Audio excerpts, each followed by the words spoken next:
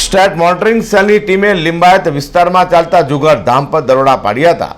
સંજયનગર ખાતે ખુલ્લા પ્લોટ પર ચાલતા જુગારધામ પર સ્ટેટ મોનિટરિંગ સેલની ટીમે દરોડા પાડી 7 જુગારીઓને રંગે હાથે ઝડપી પાડવામાં આવ્યા છે, જ્યારે નાના પાટેલ ભાગી છૂટતા તેને વોન્ટેડ જાહેર કરાયો છે। સુરતના ફરી સ્ટેટ મોનિટરિંગ સેલની ટીમે જુગારધામ પર દરોડા પાડ્યા હતા। સુરતના લિંબાયત ખાતે વહીવટદારના પાપે ચાલતા જુગારધામ પર સ્ટેટ મોનિટરિંગ સેલની ટીમે દરોડાની કાર્યવાહી કરી છે। લિંબાયત ખાતે સંજયનગર સર્કલ પાસે લિંબાયત સબ પોસ્ટ ઓફિસ સામે જ ખુલ્લા પ્લોટમાં ચાલતા જુગારધામ પર સ્ટેટ મોનિટરિંગ સેલની ટીમે દરોડા પાડતા 7 જુગારીઓ ઝડપાયા છે।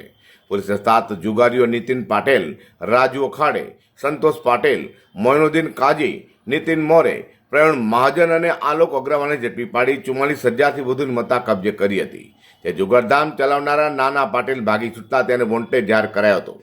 હાલ તો અહીં વાત એ ઊભી થઈ રહી છે કે લિંબાયતમાં ખુલ્લેઆમ ચાલતા નાના પાટીલના જુગારધામ પર સ્ટેટ મોનિટરિંગ સેલની ટીમે કાર્યવાહી કરી હતી, કે લિંબાયત પોલીસે કેમ કાર્યવાહી ન કરી તે સમજાતું નથી।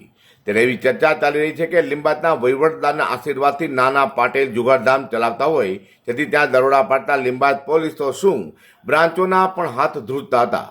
ત્યારે હવે લિંબાયતના વહીવટદાર સામે પગલાં લેવાશે કે કેમ તે જોવું રહ્યું। અઝર કુર્સી સાથે પ્રકાશવાળા।